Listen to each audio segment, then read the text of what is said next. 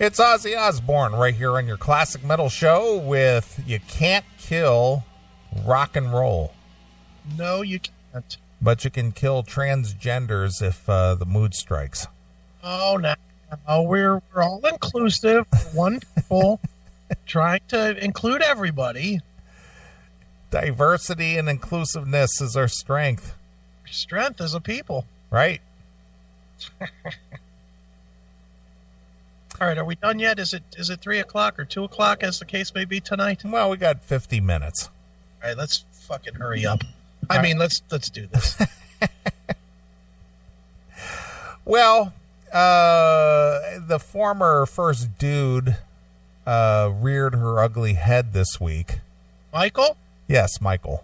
Okay. You're very perceptive, Mr. Aiken. Very nice. Okay.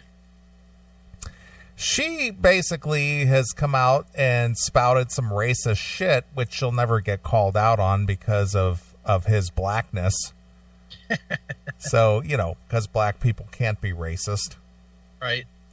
But apparently, Michael Obama came out and basically said that white people don't want to live in the same communities as black people. All right. So Michael said white people don't want to live in the same neighborhoods as black people? Yeah, basically, yeah. All right, I would take that as a true statement. Yeah, but she's more or less chastising white people for this attitude. Okay. So, well, that's the whole thing. It's just like the thing, and I thought about this pretty at some length. Okay. Michael Obama calls out white flight. You're still running from us. No. Not you specifically. We're running from... It's not running. It's just don't want to deal with it. Yeah. Why do you want to deal with a... Why is it my job as somebody that makes a good living, regardless of what color I am, to move into a neighborhood that doesn't make a good living, that is a lower class, and I don't mean class as in class of people. I mean lower income, lower echelon. Why is it my job to revitalize that area? Well, it's your job as the lower income people to raise yourself up. Wow. So you're very perceptive here because you're hitting on the key points that I was thinking. Okay. Former first dude Michael Obama on Tuesday reprimanded white families for fleeing urban areas of Chicago during her youth and now. Okay. We're doing everything we're supposed to do and better, Obama said at the Obama Foundation Summit in Chicago, as seen in the clip. I want to remind white folks that y'all are running from us. What sophisticated person says y'all? Well, I want to know why she feels like she needs to remind me of Dick. Who is she?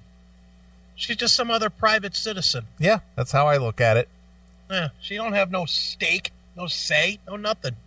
She's just another fucking yammering fucking wife. Yeah, well, here's the funny part. Since the Obamas have accumulated millions upon millions of dollars, let me remind you, when Obama took office in 2008, they supposedly were just barely scraping by. Mm-hmm. Now that they're out of office, 3.5 years or 3 years, you know what their worth is now? It's got to be $100 million. It is over $100 million. It's those book deals. Yeah. How is it that a politician who entered the office basically penniless is worth $100 million now? How does that happen? You know how it happens. Well, Why even the question. Well, that's a rhetorical question. It's because someone sucks the cock of the fucking lobbyist that fucking feeds them under the table. Yeah, of course. They do their work under the table and they get reimbursed under the table. Mm-hmm. Well, here's the thing that bothers me, and I'll make this very clear. You got a president currently in the office who made his money as a private citizen. Mm-hmm. As a business owner, as a business person, he made millions and billions of dollars over decades. Right. As a private citizen. Mm-hmm. He becomes president, and all of a sudden, his wealth is questioned. Where did it come from? I want to see your taxes. How did you get so rich? So on and so forth. Then you get a penniless politician who takes office, is in office for 8 years, leaves the office, is out of office for 3 years, and all of a sudden they're worth $100 million, and nobody questions that. Why would you question it, dude? We can't even get a birth certificate, let alone a bank statement. That's kind of my point. Yeah, I mean, get real. So basically, we're questioning and chastising a private businessman about where he got his wealth, but we don't question where a politician who basically created nothing is worth $100 million now. Created chaos. That has to be worth something. Well, they didn't run a business. They didn't create jobs, did nothing, but yet they're worth $100 million. Well, yeah. How does that happen? How does it happen? Well, no, I'm just again, it's a rhetorical thing. Yeah, how did what's his name, Hunter Biden, become a millionaire? Yeah, how did he become a multi-millionaire? As a fuck up. Yeah, somebody who got discharged from the service because of a cocaine violation. Yeah, how did that guy become $100 millionaire or $10 millionaire or whatever he is? Yeah, you can't question that. How did Nancy Pelosi become worth $500 million as a career politician? You know how they did it, because the lobbies, you know what? You may not know exactly how they did it, but you can certainly look at things like $700 fucking pills at your pharmacy and stuff, and know that the lobbyists for Big Pharma might have fed a couple of people to get the right votes through the fucking Congress and the Senate. Yeah, how did a former president by the name of Clinton, who was stealing the White House china when they left, worth $325 million today? How does that happen? Seems fair. Yeah. Dude, speaking engagements, of course. Okay. He's very in demand. Right. But yet Trump making money as a business person, that should fall under question. Well, the next billionaire won't be so in question. Right, of course. All right, anyway, Michael continues. We were doing everything we were supposed to do and better, Obama said at the Obama Foundation Summit in Chicago. Addressing a crowd at the Illinois Institute of Technology, Obama linked his comments to the attitude currently directed at the neighborhoods arriving from abroad. Now, here's the funny thing. Since the Obamas have been out of office for 3 years, they bought a house in Martha's Vineyard. Right, sure. They bought a house in a very affluent area of Washington, D.C. I don't see those as black neighborhoods. Do you? Well, where's their house on the south side? They don't have one. They don't have one over there on south side? No, sure don't. They don't have a house like near where you work? No, sure don't. Isn't that funny that they, since they've been out of office, they haven't bought a house in a black neighborhood? Of course not. But it's our job. And the houses that they do have walls around them. Yeah. And I'm sure security on top of them with guns. Yeah, I'm sure. Bunch of hypocrites. The cunts. We're no different than the immigrant families that are moving in, Michael said. How about this, Michael? I'm going to stop Michael right there. We don't want them in our neighborhoods either. I don't. I do not want a jobless fucking immigrant in my neighborhood. Sorry, I don't. I do not. If you want to live in my neighborhood, you need to have a job and you need to be fucking paying into the system. And prosperous. Yeah, or at least try. I don't, look, people fail, and that's fine. People can, I'm not saying that people have to make a bunch of money or whatever. If you make $30,000 a year, and I'm not even trying to shit on people like that's a low number. No, you just need to pull your own weight. Yeah. Without getting too into it, my daughter works at a Pizza Hut, and my daughter bought a house in the last month. She bought a house with Pizza Hut money. So if you hustle and you work, you can fucking achieve and grow. And is she going to be a millionaire? No, but she was able to buy a fucking house. If you're trying to grow, then fine, live here. I don't care what color you are. If you're trying to be fucking, color is such a stupid thing. You know what? I'll tell you what. I'd rather have a neighborhood full of black guys that are black surgeons and black doctors that are trying to fucking, take over the world than I would a bunch of white homeless dicks. I would. But unfortunately, that's just not the way it works out. The black neighborhoods breed fucking poverty.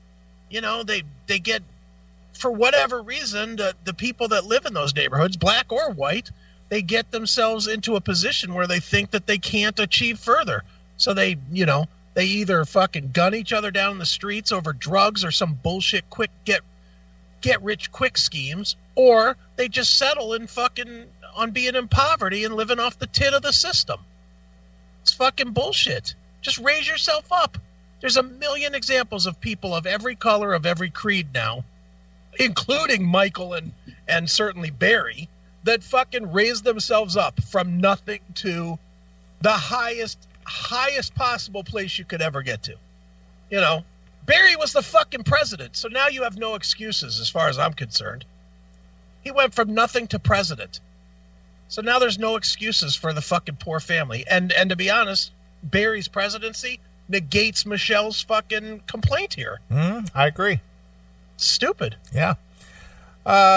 Because we can so easily wash over who we really were because of the color of our skin or the texture of our hair, that's what divides the country, she said. Yeah. Does it? No, it doesn't. Does it really? It's behavior. All right. You get your car worked on at a certain tire shop, right? Yeah. Okay, you go in there 3-4 times a year, is that right? 2 or 3, yeah. Okay.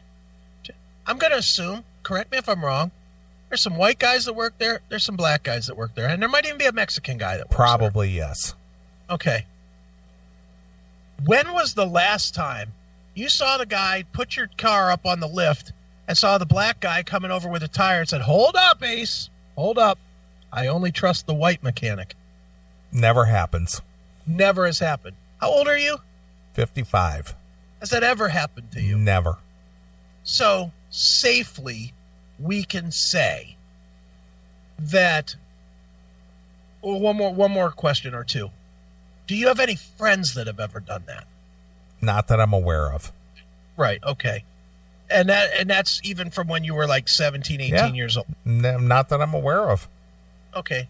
So in roughly the 40 years that you have been an adult, the overwhelming number of people that you encounter do not pick who works on their vehicles or on their food or whatever by race. No, not that I'm aware of. Yeah, I've never witnessed it. Let's just put it that way. Is there racism out there? Of course there is. Of course there is. Are there pockets of people that would rather lynch a fucking black guy than have him make him a pancake? Yeah, there are. There's always going to be. There's always going to be. But overwhelmingly, it flat out does not exist. The fact that and it's funny because it so doesn't exist now that they have to go deeper. That's why you have all this fucking shock culture bullshit about black pumpkins and fucking black face and black jokes and all this shit is because true racism is 99% dead. So now you have to go to the invented stuff, to the most absurd stuff, because the true racism, look, back in Martin Luther King's day, and I hate to turn this into just all race tonight, but think about it. In 1950 whatever, when Selma, the thing in Selma, Alabama went down, and they were blowing up the church with the black people in it and stuff like that. And you had the governor of Alabama coming out and saying, we're going to keep segregation. Wallace. Yeah, Wallace. We're not going to let black people come into this school. Mm-hmm. That was real racism. That attitude was true racism, because they were not affording black people the same rights as white people. Correct.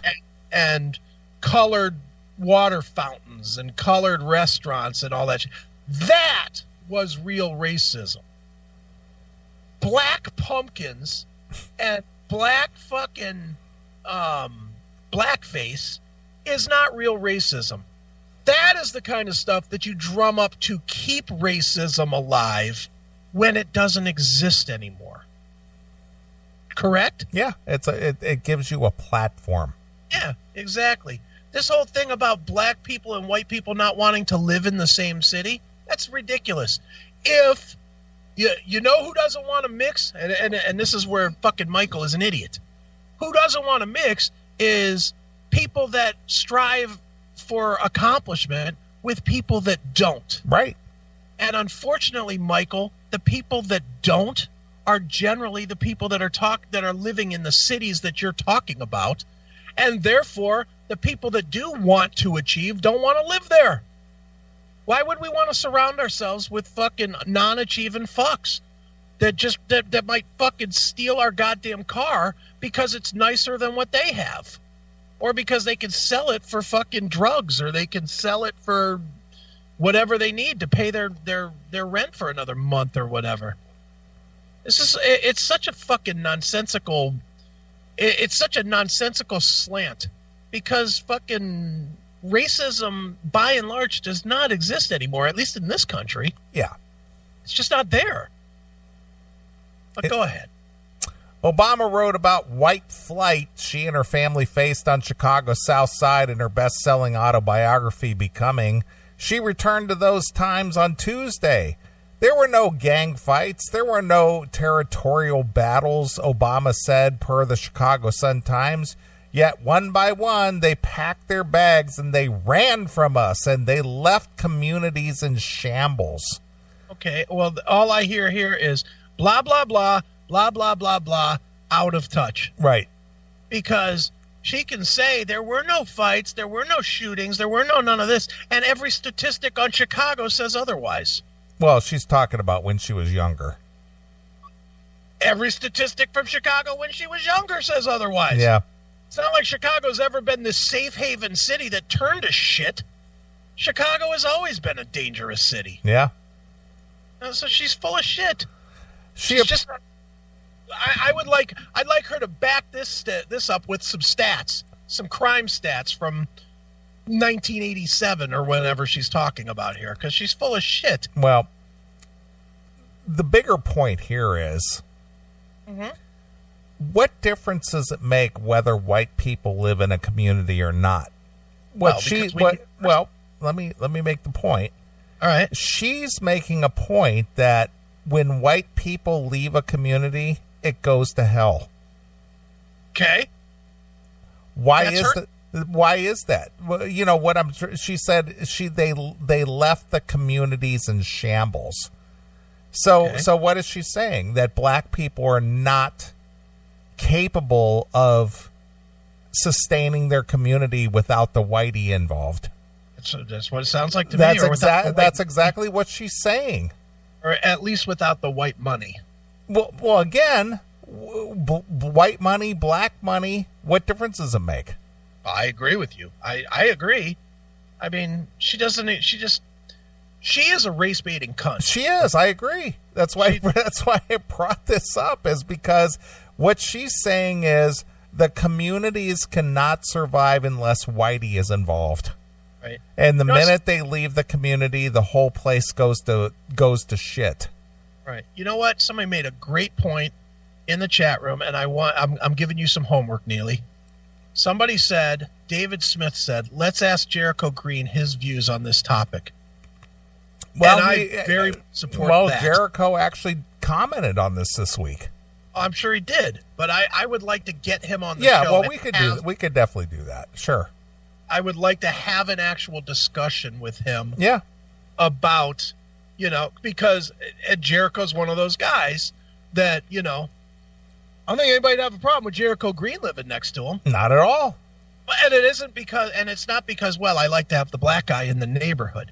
It's because he's a productive guy. He's got a morality that most people would want in their neighborhood. He works. He does his job.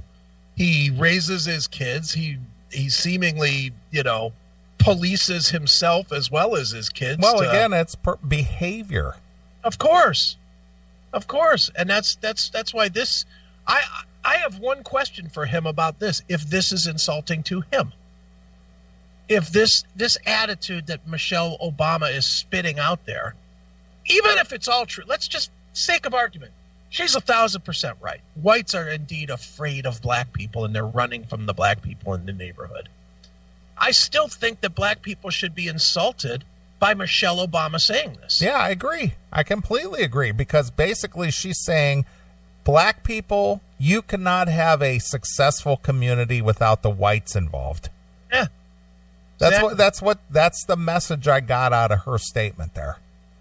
Yeah. And it's so ridiculous that it's put this way. Now, why can't it just be, I can't speak for you. I can't speak for anybody that's listening or whatnot.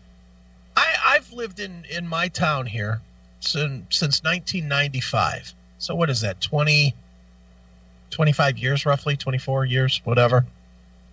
In 24 years, there's no chance I could tell you the breakdown of my neighborhood, of my community, of my town.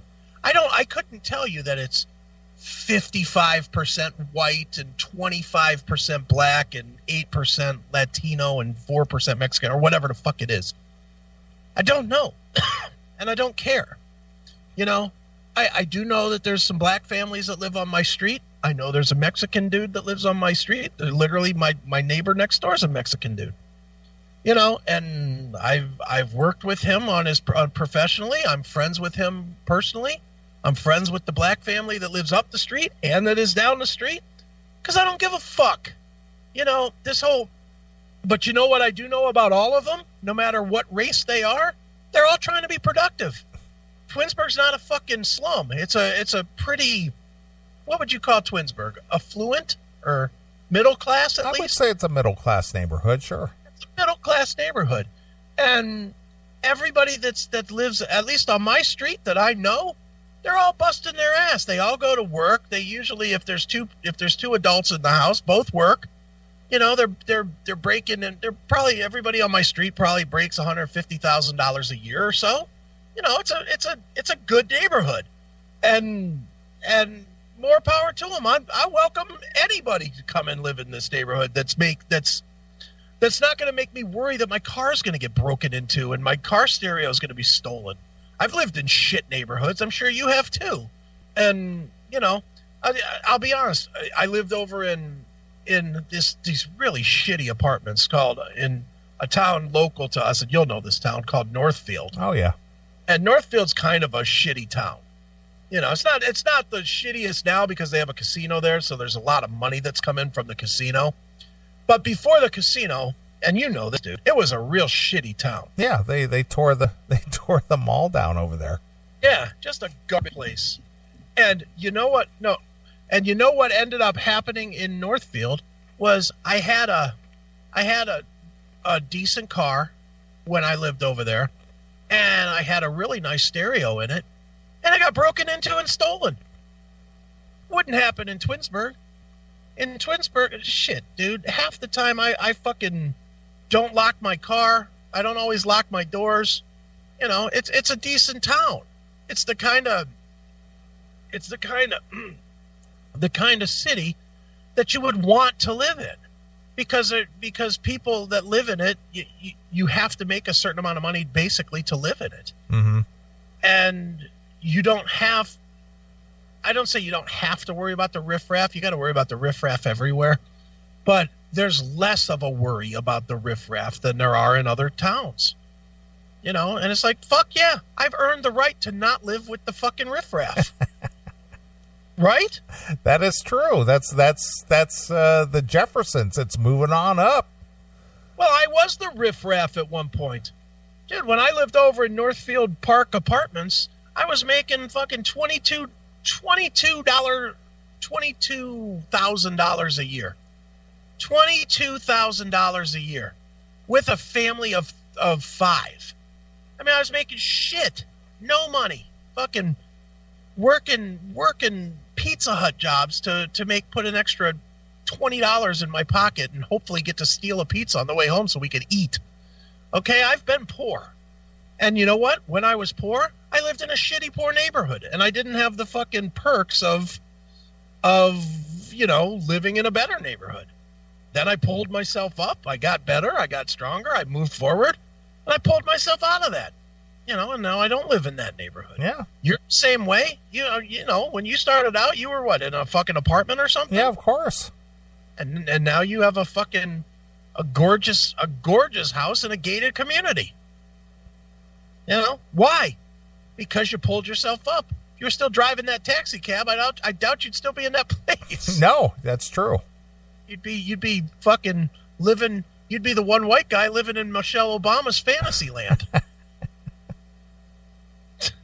So stupid. It is stupid. Well, we're moving on now to the side, to a deluxe apartment in the sky. We're moving on to the side. We finally got a piece of the pie. Fish don't fry in the kitchen, beans don't burn on the grill. Took a whole lot of trying just to get up that hill.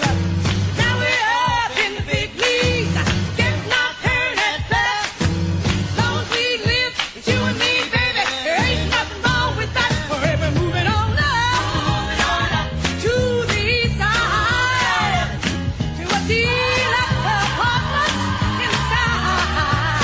We're moving on up to the side. We finally got a piece of the pie.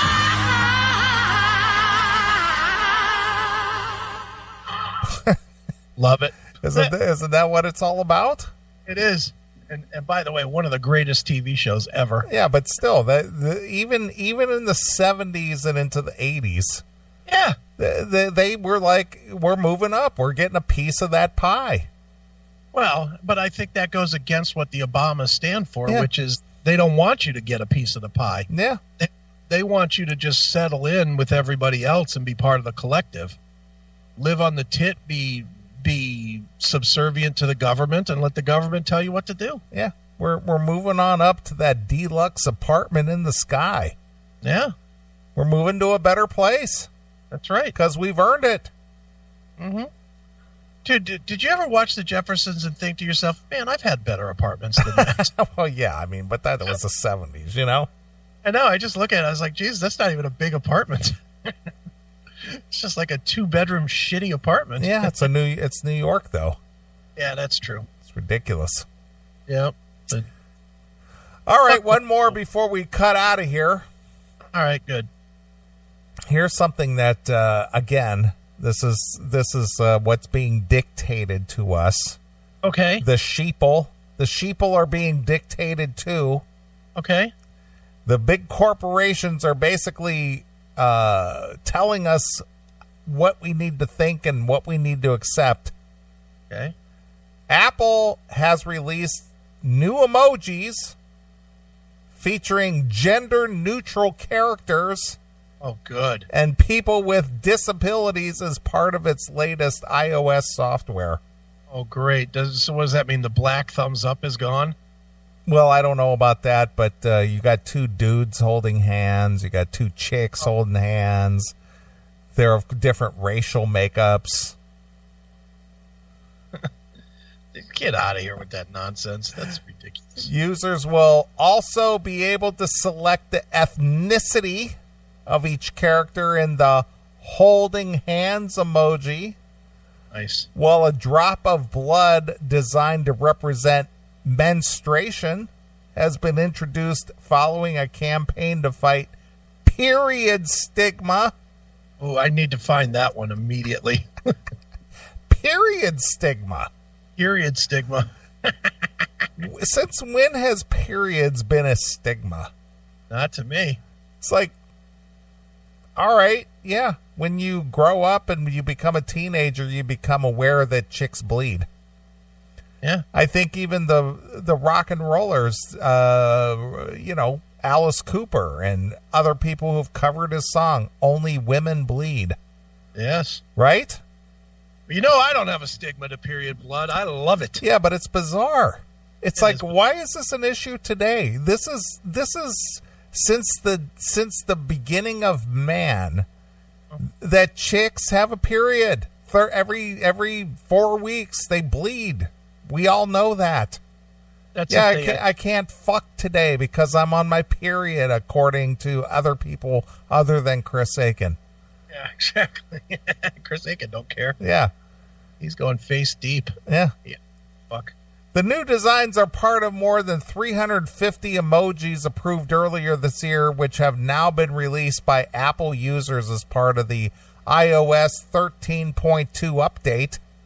Nice. Many of the characters-based emojis now include gender-neutral options. I've seen a lot of emojis, but I don't think I've ever seen one that actually bears genitalia so you can kind of tell what they are. That's good. Hey, this one has a penis. This one's got a axe wound. Yeah. I haven't seen that. What does a handicap emoji look like? Does every picture come with like a little straw that you blow in to make it go onto your screen, or what? Must look like Timmy. I can't imagine. What is that? Like, so now you have like a guy and a girl and a guy in a wheelchair and a girl in a wheelchair. Is that what we're saying? I don't know. It just says handicapped or what's the word that they used? Disability. Disability? Yeah. Well, anybody that holds hands with another dude and is gender neutral, I would say that's a disability. Fair enough. Many of the characters, let's see here. Many of the characters-based emoji now also include gender-neutral options alongside a male or a female version. Okay. Icons showing hearing aids. Hearing aids? Hearing aids. All right. Wheelchairs, prosthetic limbs, and guide dogs are among the latest. Guide dogs are among the latest set of emojis from the Unicode Consortium, the body which maintains and regulates the library of characters. I didn't even know there was such a thing, a library of characters. Didn't know that either. But do you suppose that they're listed via the Dewey Decimal System? That's the question I have. Yeah, no kidding. Wheelchair, what is that under? Well, that's under 357.65. Okay. What the fuck? Website Emojipedia. Emojipedia? Emojipedia. Wow. Which is part of the Unicode, not unicorn, but Unicode. The Unicode, okay. Consortium, and details icons found in the update, posted images online of the new gender-neutral emoji choices. Right. Last year, Apple said it wanted to improve the representation of those with disabilities, submitting a number of designs to Unicode for consulting a number of campaigns and charities on the issue. Right? What kind of a world do we live in these days? Pussified. In response to the introduction of the icons, Plan International UK's chief executive, Rose Caldwell, said, "We are thrilled to see the arrival of this long-awaited blood drop emoji." Who was waiting for that? Me. Who was sitting there going, "God damn it, when are they going to get a blood drop emoji? I've been waiting for this." This way now you can say, when you text, for you, when you're texting one of your 20-year-olds, you could send her a text that says, "Do you want to fuck tonight? I hope you're blood drop, blood drop, blood drop, exclamation, exclamation, smiley face." And she'll write you back, shit emoji, no.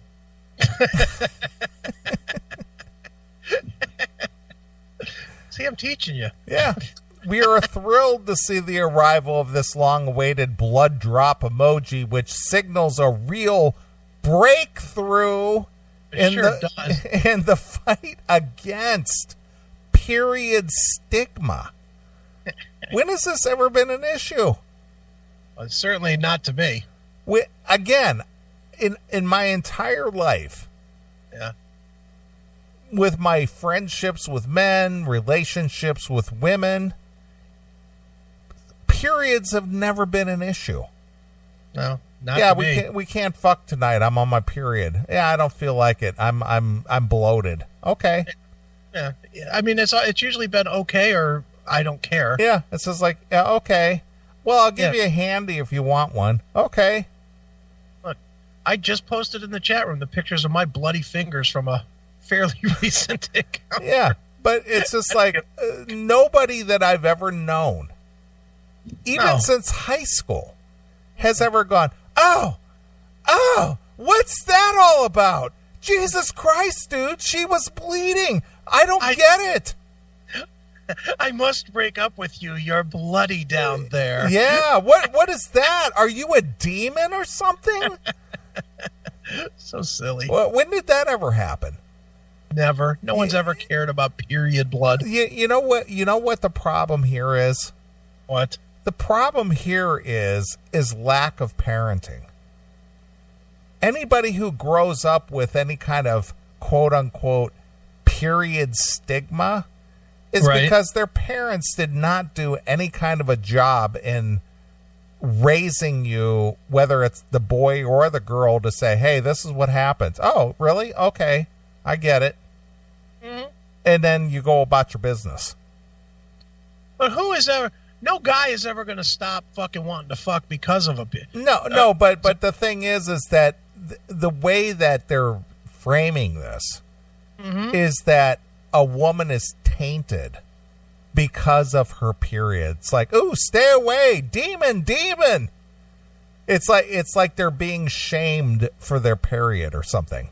I've never heard of this. But this is new, though. This is the whole thing. It's just like, oh, there's something wrong with you. And then the girl feels bad about herself. And, it's just this whole thing because it's what it is ignorance. Right. And so now we're going to fix ignorance with an emoji? Are you kidding me? Well, we could send it to that Twitter guy that's fucking lost the light of his life. Remember that guy? That you could tweet him to counsel. He could tweet him back with some of these blood emojis. Yeah, maybe. Right. And who just asked me, how do I like my steak cooked? Medium. I like a little blood in there, of course. Well, that would be medium rare. Oh, yeah. Whatever. Medium rare. I like it to be red where you can squish down on it and some blood comes out. Yeah, a little pink in there. Yeah. Mm-hmm. Yeah, who doesn't want to sink the pink? I sure do. Right. Now, see, here explains why the menstruation emoji is necessary. Okay. And this goes back to my point of poor parenting or lack of parenting at all. Mm-hmm. Girls and women and other menstruators, who other than girls or women? They might identify as non-binary. They told us that this emoji would help them talk more freely about their periods. Good. Which is why we campaigned so hard to make it a reality. Thank God for them. Going the extra mile for them. Again, growing up as a teenager, 20-something, even into my age now, Mm-hmm. hey, I'm on my period. Oh, okay, cool.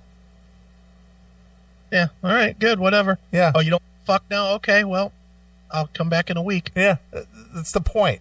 Now it's just like, well, this is a really sensitive subject. I hate to bring this up, but I'm bleeding from my snatch. Oh, really? What brought that on? Get away from me before I catch that. Do you have cancer or something? Are you fucked up somehow? What did you do? Yeah, nice. No, I do this every month. Well, is there something wrong with you? Do you need to go to a doctor?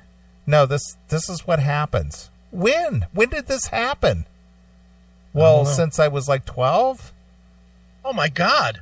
Does it ever stop? I mean, you're like 30 now. I mean, this has happened every month since you were 12. Yeah, it's happened every month since I was 12. Really? Yeah. How do we stop this? Are you fucking kidding me? How do we stop those bloody eggs from dripping out your snapper? Yeah. Jesus. How long does that last? Well, usually 4 to 5 days. And you don't die? My God.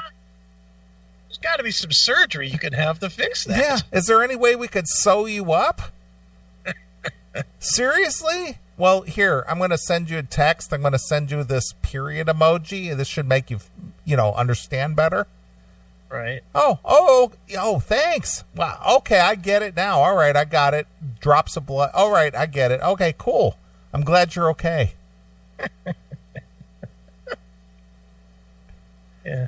It's ridiculous. This is the fucking world we live in. Yeah. Dumb.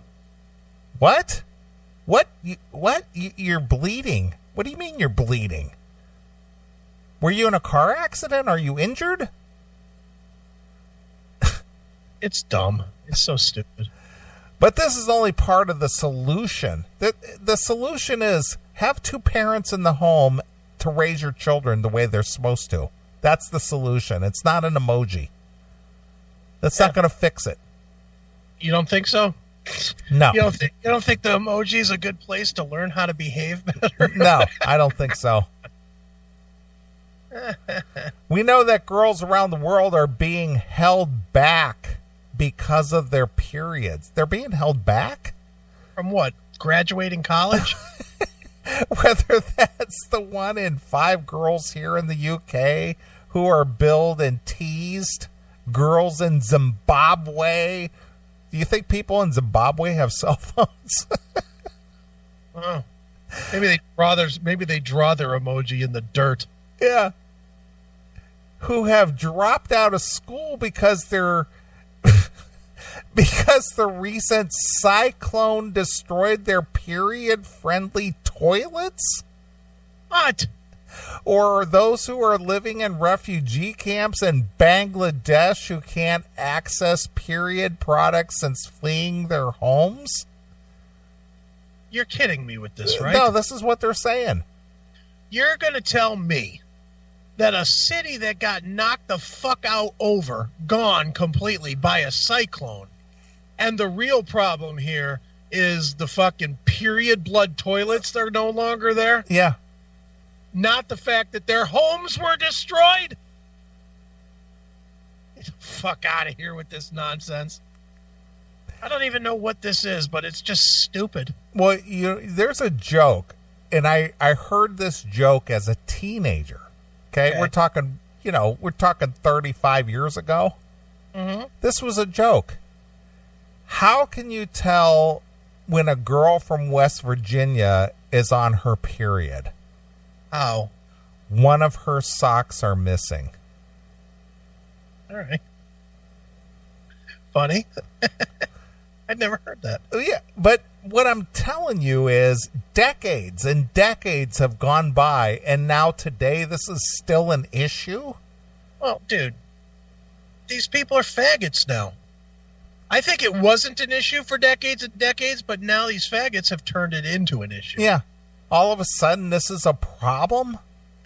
It's just something else to fucking complain about, because there's nothing bad and there's nothing truly bad in their life. So, you know, they go on and on and on with this silliness, just finding silly things that are hard to fucking argue about. Yeah. Now you're going to die this next line here.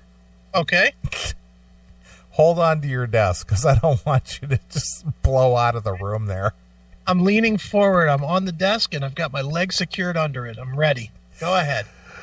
Period poverty will not stop until we fix the toxic trio of affordability of products, lack of education, and period shame. Period poverty. Period poverty. The fuck is that? Period poverty. I can't afford a maxi pad because my home was destroyed by a cyclone. I will say this, and I don't want to get into a whole parenting one. Jesus Christ. But fucking tampons should be free, like condoms. Are condoms free? Where can you get those? Any fucking doctor. Okay. You can go into a doctor and get condoms. All right. You know, or you can go basically anywhere but the drugstore and you can get free condoms. You know, if they do medical stuff, they'll almost always give you free condoms. All right. I'm just going to take your word for it, but okay. I'll take it another place further then. If you don't like the condom reference, I'll go to another one. If you're going to give away free needles for drug users. Yeah, I agree with that. You certainly give away free fucking blood soppers. Blood soppers. I would love to see that on the shelf at the grocery store. Stay free blood soppers.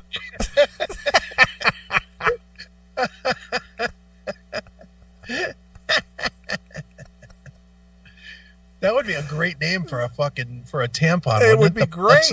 It would be great. So what else is another feminine product name out there? I know Stay Free is one, but what's another one?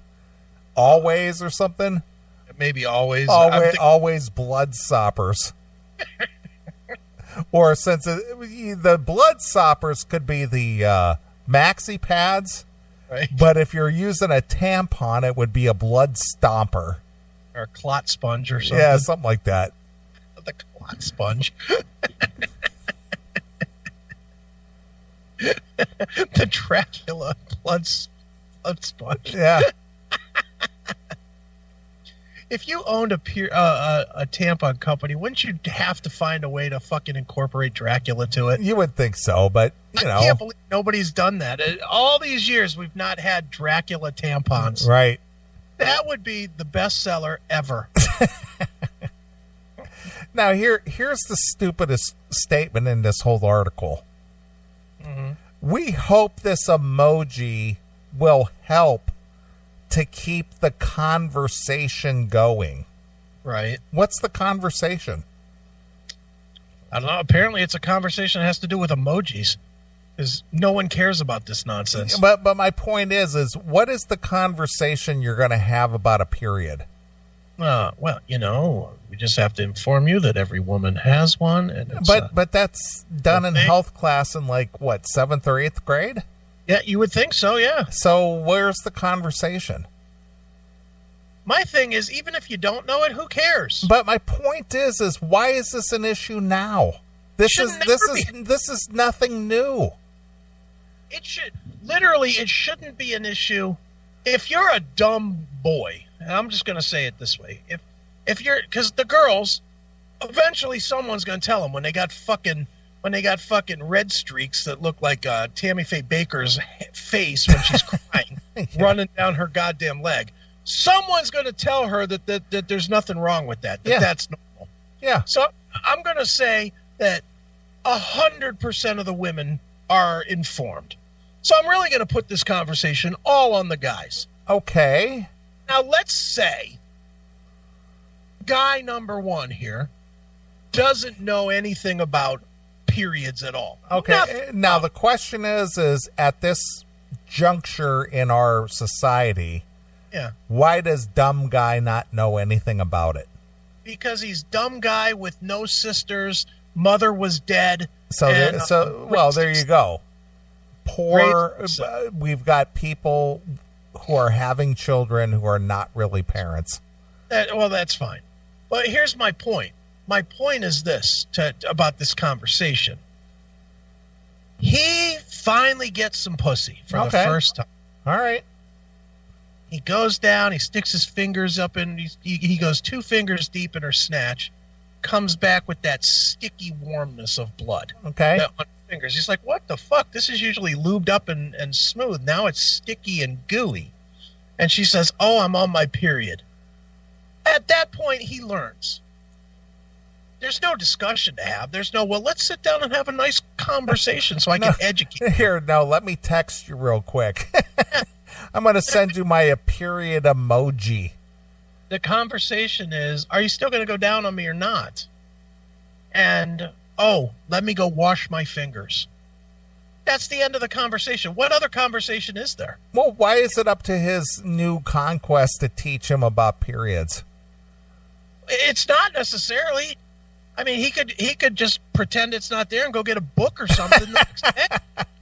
But my point is that we as a society are trying to solve a problem that should never be a problem. Because we've had health classes. If you have a vigilant parent who is raising their children properly and saying, hey, this is what happens to girls. They get about 12, 13 years old. This is what happens. This is just a natural part of life, blah, blah, blah. And it's, okay, all right. I don't fully understand it, but all right, I appreciate the information. Yeah, and then, there's no need for an emoji. No, there's definitely not.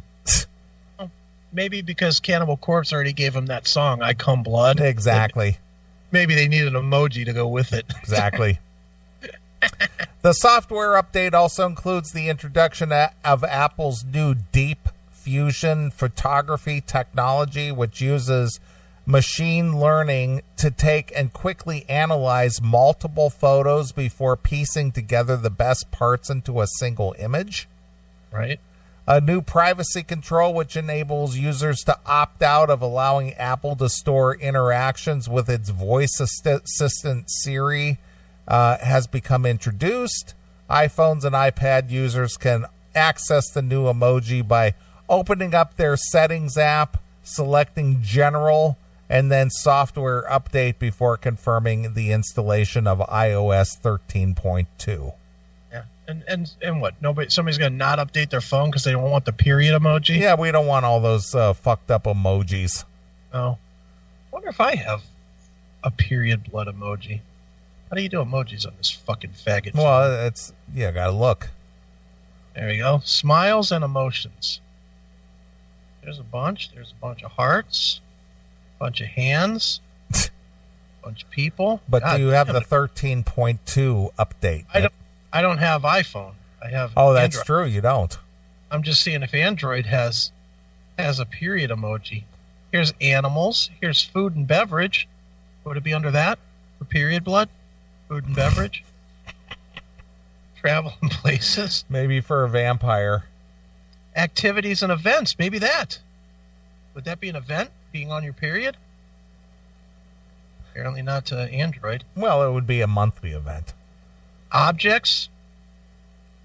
There's a Red Cross hat. Where's the blood? Not seeing any blood.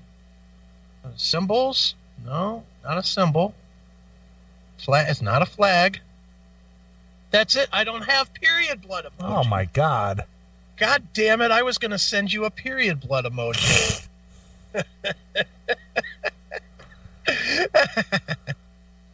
Well, basically what this article is telling us is that our smartphones are raising our children.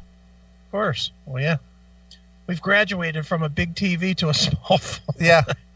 It's like, well, these ignorant kids are, running around. They don't understand, natural occurrences.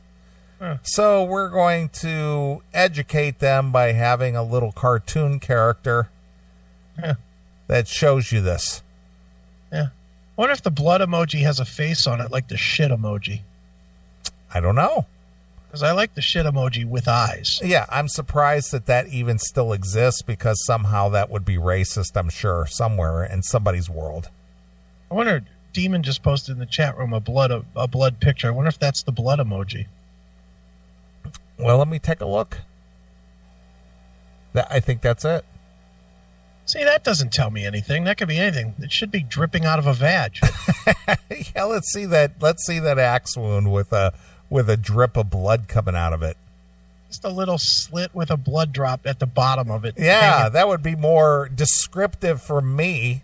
That would help me understand better. Being the Neanderthal male that I am, I would have to look at that and go, what is that? That's right. Is that blood? Oh, wait a minute. I noticed that. Oh, there's a slit. Right. What? There's blood coming out of that? Oh, I get it. There's blood coming out of her slit. Yeah. Very nice. All right, are we done with this story? We're done for the night. Oh, let's do one more. I'm going to give the kids bonus time. Oh, tonight. really? Okay. Unless you don't want to. Oh, I don't care. Because I have a story that I think you'll be reactionary to. All right. Well, you go right ahead. And I think it's perfect. It's a perfect way to end the show. It has nothing to do with period blood, Oh, though. well, I was really high on the period blood. I was high on a new thing. Oh, yeah. Well, you're not going to be so high on this. Your reaction is going to be, what a dumbass. Okay. Here we go. Iron Maiden frontman faces $90 million divorce. 90 million? Are you shitting me? After he now shacked up with a new girlfriend that is an Iron Maiden super fan. Wow. So this is Bruce Dickinson? Bruce Dickinson. Are you shitting me? Now, you know what? Go ahead. Or do you want me to read first? I would hope this bloody Snatch is worth it. She's hot. Oh, well, I've known a lot of hot girls in my life, but not $90 million worth. I'm sorry. She's not 90 million hot to me either. She's hot, but she's definitely not 90 million hot. Wow. Okay. The 61-year-old heavy metal legend quietly separated from Patty, his wife of 29 years, and the mother of his 3 children a year ago. Jeez. Okay. Iron Maiden frontman Bruce Dickinson could face a $90 million divorce after splitting from his wife and finding love with a super fan. So he literally started banging a groupie. Okay. What? For $90 million? 90 million. Take her on plane flights and leave her at the airport, you dumb shit. Yeah. Oh, my God. The 61-year-old heavy metal legend quietly separated from Patty, his wife of 29 years and the mother of his 3 children, a year ago. He then moved in with fitness instructor Leanna Dulce in her Paris home. She is believed to be 15 years his junior. Okay. Well, I get the younger chick thing, but Jesus. She's not even that much younger. He's 61, so 15. Be what, 46? How old is she? She's 46. Okay. So she's... That's 15 years. Yeah, 15 years. He's Bruce Dickinson, and he's traded for $90 million for something that's quickly drying up. Okay. Now, this guy should be living your lifestyle and fucking having an age cap of like 22. Right. Not fucking 46. What's he doing? He's going to literally lose $90 million, and then he's going to go to fuck this broad. It's going to be like fucking a hole with a chalk lining on it. Just gritty and tough to get into because she's old, and she'll be in menopause by the time he's officially divorced. She'll be needing the blood emoji just to remember how it used to be. Well, what kind of wealth does Bruce Dickinson have? Oh, he's got a lot of money. Well, dude. again, I don't know. He's been in Iron Maiden for, all the good years, and all the world tours that make them, $100 million a world tour, and he's got that plane, and he does charter flights and stuff, and he has flown with company. He's got a lot of money. All right. Well, I hope so. At giving away $90 million. I mean, I got to imagine 90 million's half. I got to imagine he's got 180, 200 million. Whew. Don't you think? Well, if it's 50%, yeah, of course. Yeah, it might be. Depending on how old the kids are. It could be like 70%. What a dumb shit. One source said, Lena has been a huge Iron Maiden fan, following them around for nearly 10 years. Wow. All right. She and Bruce have got really close over the past year. I would hope so. He's moved in with her. And she has even met his children. Patty is in South America having some space from it all. Yeah, meeting with some fucking attorney to fucking rob him of all his money. Look, I'm sure Patty Dickinson is a really nice lady. And she's got a great set of tits on herself. I mean, I'm looking at the picture of her with Bruce, and she's got a nice big round titty showing here. Very nice. And I'm just going to say this. Ain't worth $90 million. No matter what she's done in these last 29 years, she did not do $90 million of work. I don't care if she licked the fucking brown out of his brown eye. She did not fucking do $90 million worth of work. Yeah, how many of those songs did she write? None. None at all. And that's where the money came from. Let's see here. On her Instagram page, Leanna calls herself a flower child with a rock and roll heart. Oh. And says, I love the days that begin with you next to me in bed, naked. Oh, boy. This is so not going to work. She regularly interviews rock stars on web channel Duke TV. Duke? Duke, as in like the Duke of Earl. All right, I gotcha. In a recent interview, Bruce confirmed he lives in Paris with my girlfriend. Oh, boy. And let's see here. In 2015, Bruce's singing career almost ended as he battled stage 3 throat cancer after being told he had 2 tumors, one the size of a golf ball in his tongue. How did he not know? Had something the size of a golf ball in his fucking tongue. Man, I get. What are those called? The polyp? Taste. When a taste bud dies in your tongue or something, and it feels swollen and shit. Yeah. And that shit is what? 1 millimeter? Yeah, it's the size of the head of a pin. Yeah, it's like a millimeter, and it fucks me up to where I can hardly talk. This guy had a fucking golf ball in his mouth. He had to be. Yeah, it could have been in his throat, though. Yeah, it could have been. That's true. But let's see. Patty nursed him back to health in their home in Chiswick, West London, while he had 9 weeks of chemotherapy and 33 sessions of radiation. He was also supported by their children. Oh, wait, these kids are grown. By their children, Austin, 29, Griffin, 27, and daughter Kia, 28. And after 6 months, Bruce got the all clear. And blah, blah, blah. It goes on about his cancer and shit, and doesn't really go back to then the rest of it is, let's see here. Money spinning Iron Maiden have produced 4 number 1 albums, which have sold more than 100 million copies. So yeah, he's got the money for this. But the band's hits include Run to the Hills, Can I Play with Madness, and Bring Your Daughter to the Slaughter. Boy, that's an odd set of songs to call the hits of Iron Maiden, isn't it? Can I Play with Madness and Bring Your Daughter to the Slaughter? They had MTV hits with those. I guess. Wouldn't be the ones I would call out, but maybe The Number of the Beast. Yeah, but they're MTV videos. Right. And then it just goes on to say that he's had a string of lucrative projects, including a career as a pilot with stints flying airliners for BA, EasyJet, and BMI. And then the rest is just nonsense. Wow. But there you go. Bruce Dickinson giving up $90 million for some ass. Yeah. And I mean, I'm not going to lie. She's pretty hot. I'll put a picture in the chat room. And you tell me. I mean, she's hot, but honestly, and I've not seen Taylor in a bathing suit, but I've seen Taylor, and I would say she was hotter than this. Of course, this is 46, not 21 or whatever Taylor was. Say, look. She looks like, I don't know. She's hot. I mean, she's got a good bod and everything, but she's got an old lady face. Yeah, it's just he's trading in for an old lady face. That bleach blonde hair. Right. Yeah. No. When this is all said and done, Bruce is going to be a tattooed thousandaire. Yeah. So much for that million. Fuck.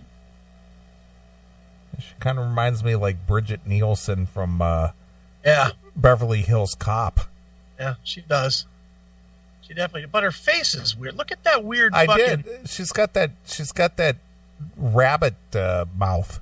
Yeah, that looks like a scar or something. It's like a cleft lip. Lip, yeah. It does look odd. Looks like she got a canal running under her nose.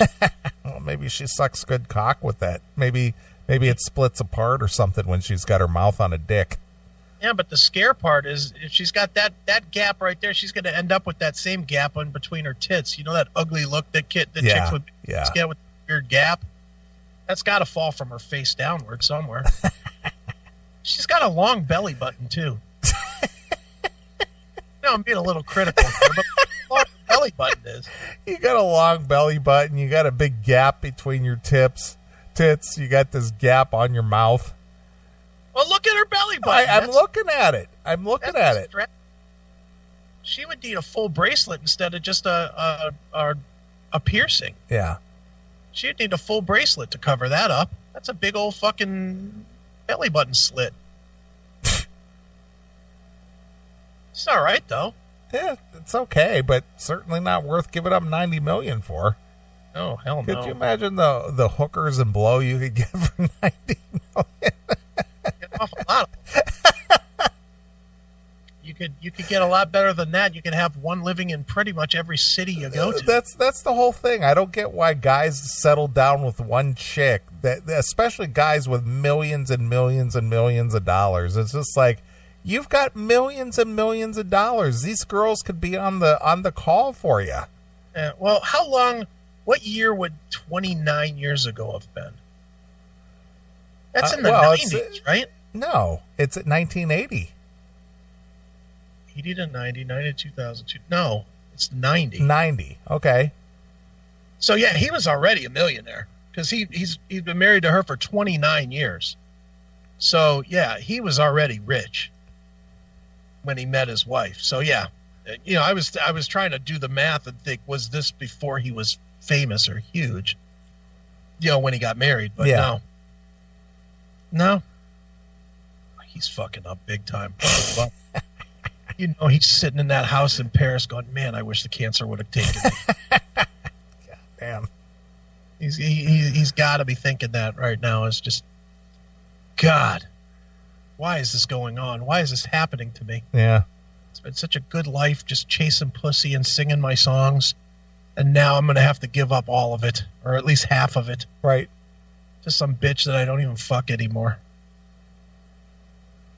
For another old lady.